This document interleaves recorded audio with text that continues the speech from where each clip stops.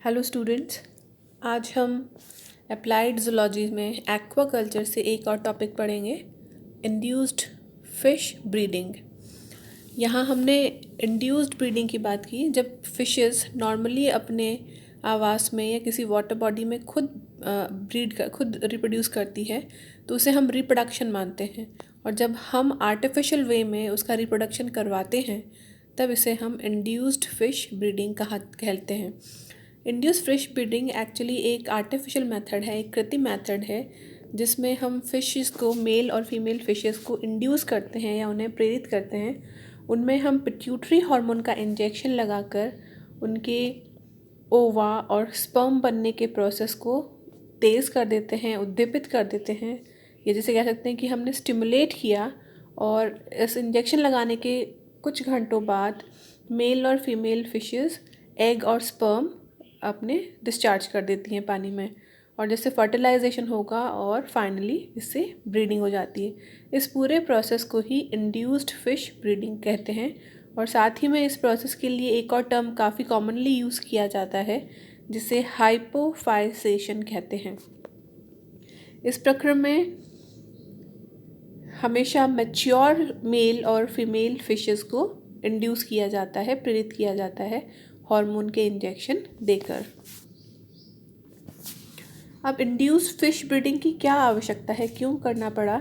सामान्य तौर पर जो मछलियाँ अपने आवास में पाई जाती हैं और जिन्हें खाने के लिए हम यूज़ करते हैं, उनकी अवेलेबिलिटी सफिशेंट नहीं होती। जितना डिमांड है, जितनी पॉपुलेशन है, उसकी तुलना में अगर हम देखें तो उनकी सप्लाई इनसफिशेंट होती है नेचुरल सोर्सेज से। इसीलिए आर्टिफिशियल पॉन्ड्स बनाकर उन्हें इनकी ब्रीडिंग करवाकर फ़िश का प्रोडक्शन बढ़ाया जाता है, जिससे कि डिमांड और सप्लाई का बैलेंस बना रहे।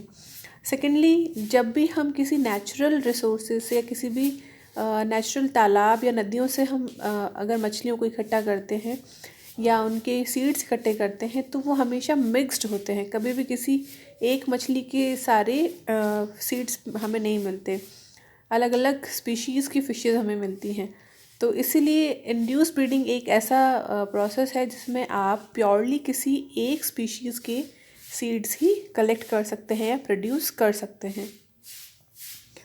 जब भी कृत्रिम माहौल में, टैंक्स वगैरह में या आर्टिफिशियल पॉन्ड्स के अंदर जब फिशेस को रखा जाता है तो उनमें कई तरह के चेंजेस देखे जाते हैं। उनमें वाटर क्वालिटी, फोटो पीरियड और कई तरह के अलग अलग फैक्टर्स का अलग अलग इन्फ्लुएंस होता है, जिस कारण से उनमें नॉर्मल रिप्रोडक्शन जो है कई बार नहीं देखा जाता। नॉर्मल जिस रेट पे वो प्राकृतिक आवास में रिप्रोड्यूस करती है उस रेट पे कृत्रिम माहौल में नहीं कर पाती। उनमें इस तरह के हार्मोन्स रिलीज़ नहीं होते हैं उन कैप्टिव कंडीशन में। तो इस चीज़ को भी कोप अप करने के लिए इनमें इंड्यूस ब्रीडिंग करवाई जाती है। इनमें आर्टिफिशियल इंजेक्शन लगवाकर ब्रीडिंग करवाई जाती है। इंड्यूस ब्रीडिंग का एक फ़ायदा ये भी है कि सामान्य तौर पे जो मछलियाँ किसी एक सीज़न में एक ही बार रिप्रोड्यूस करती है, उनको हम बार बार इंड्यूस करके एक से ज़्यादा बार उनकी ब्रीडिंग एक सीज़न में करवा सकते हैं। इससे डेफिनेटली प्रोडक्शन भी बढ़ता है। जब हम किसी नेचुरल इन्वायरमेंट से, नेचुरल पॉन्ड से फिशेस को कैप्चर करके लाते हैं तो उसमें ट्रांसपोर्टेशन रेट हमेशा ज़्यादा होती है, क्योंकि नदियाँ, तालाब, जो भी नेचुरल वाटर सोर्सेज हैं थोड़ी पॉपुलेशन से थोड़ी दूर पे होते हैं। तो इस चीज़ को भी हम इंड्यूस ब्रीडिंग के थ्रू इसकी भी कॉस्ट कटिंग की जा सकती है। साथ ही में इंड्यूस्ड ब्रीडिंग एक ऐसा प्रोसेस है जिसके द्वारा हम अलग अलग फ़िश स्पीशीज़ में हाइब्रिडाइजेशन करवाकर हाइब्रिड वैरायटी भी प्रोड्यूस कर सकते हैं, जो कई बार वेट में ज़्यादा होती है या फिर न्यूट्रिएंट्स में भी हम कह सकते हैं कि वो थोड़ी एडवांस होती है। तो ये सारे बेनिफिट्स हैं या ये सारे कारण हैं कि जिसके कारण इंड्यूस ब्रीडिंग प्रैक्टिस में ली जाती है।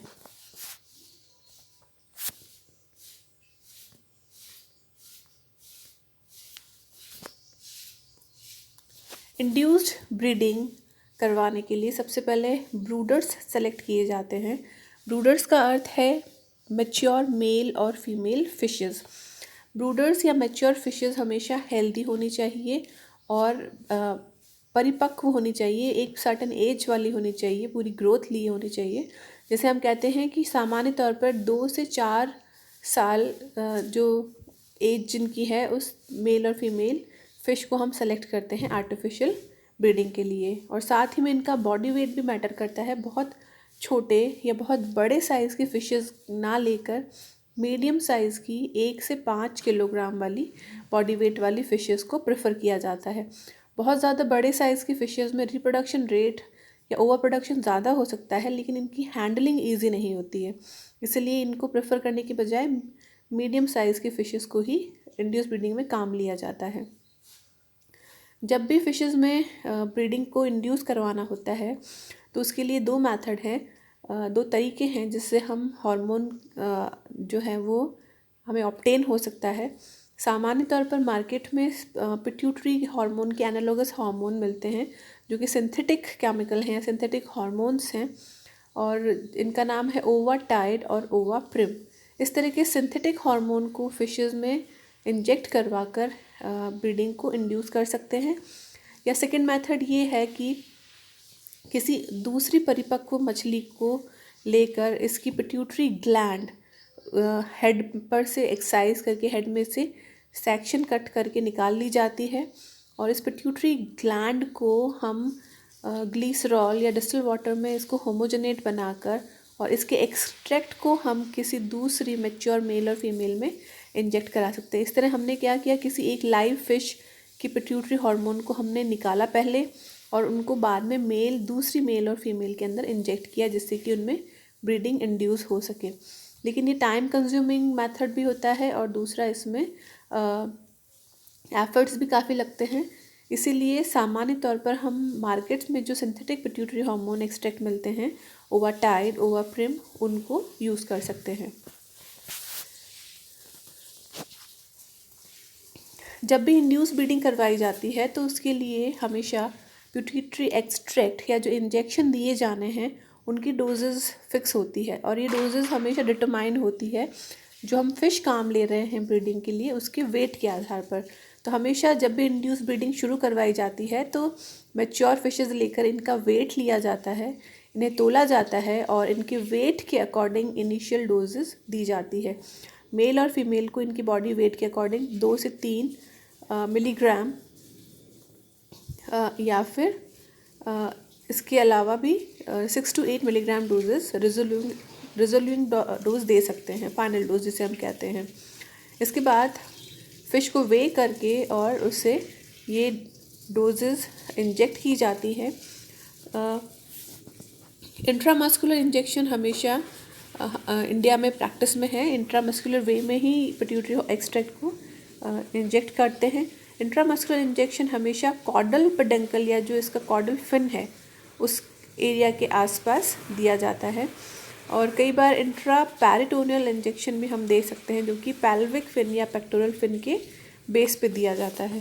तो इस तरह से पिट्यूटरी का एक्सट्रैक्ट इंजेक्ट करने के बाद मैच्योर मेल और फीमेल ब्रूडर्स को वापस वाटर में रिलीज़ कर दिया जाता है जिससे कि वो कुछ घंटों के बाद में ओवा और स्पर्म रिलीज़ कर देती है।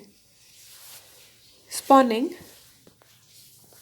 इंजेक्शन के बाद जब ब्रूडर्स को ब्रीडिंग हापा में रिलीज़ करते हैं, और ब्रीडिंग हापा बेसिकली एक मोटे कपड़े का बना हुआ एक चैम्बर जैसा स्ट्रक्चर होता है जिसमें पानी भर के रखा जाता है, और इंजेक्शन लगाने के बाद इसमें मेल और फीमेल फ़िश को छोड़ दिया जाता है।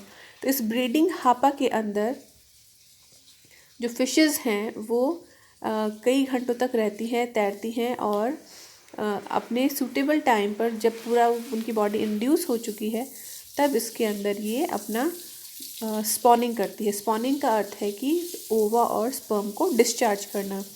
तो स्पॉन्टेनियसली जब पानी के अंदर स्पॉनिंग होगी तो ये अपने आप फर्टिलाइजेशन अकर हो जाएगा, और फर्टिलाइजेशन के बाद कई बार ऐसा होता है कि सारे एग्स फर्टिलाइज नहीं हो पाते, तो हमें डिफ्रेंशिएट करना आना चाहिए कि कौन से एग्स फर्टिलाइज हैं कौन से नहीं।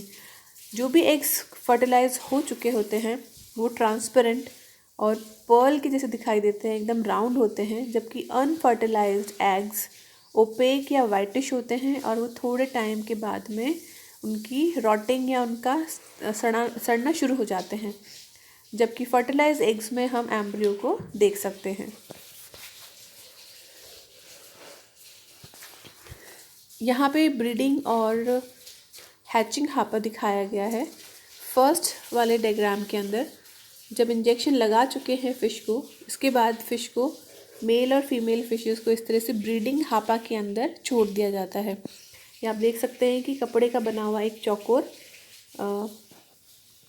कंटेनर या चैम्बर टाइप है जिसमें पानी भरा होता है और इसमें टेम्परेचर या बाकी फैक्टर्स, ऑक्सीजन, एल्कलिनिटी सब फ़िश की स्पीशीज़ के अकॉर्डिंग हम पहले से मेजर करके रखते हैं। ब्रीडिंग हापा के अंदर फिशेस को छोड़ने के बाद में जब ये इसके अंदर स्पॉन कर लेगी, ये ओवा और स्पर्म डिस्चार्ज कर देगी, तब नेट की हेल्प की सहायता से, इस तरह से हैंड नेट की सहायता से हम जो भी स्पॉन है, जो भी फर्टिलाइज्ड एग्स हैं, उनको दूसरे हापाज में ट्रांसफ़र कर देते हैं जिनको हम हैचिंग हापा कहते हैं। हैचिंग हापा डबल चैम्बर्ड होते हैं और उनमें अंदर नेटिंग होती है मॉस्किटो नेट की तरह। तो इस तरह से मैच्योर फिश से डैमेज ना हो या मैच्योर फिश से उनको असर ना हो, इसलिए जो नए एम्ब्रियो बन रहे हैं उनको हैचिंग हापा में हैच करने के लिए रिलीज़ कर दिया जाता है। तो ये पूरा प्रोसेस है इंड्यूस ब्रीडिंग का, जिसमें हमने मेल और फीमेल फिशेस लेकर इनमें पिट्यूटरी हार्मोन को इंजेक्ट करवा कर आर्टिफिशियल वे में इनमें फर्टिलाइजेशन करवाया है और इससे प्राप्त होने वाले एम्ब्रियोज से फ़िश का प्रोडक्शन बढ़ जाता है, जिसको हम मार्केट में काम ले सकते हैं। Thank you.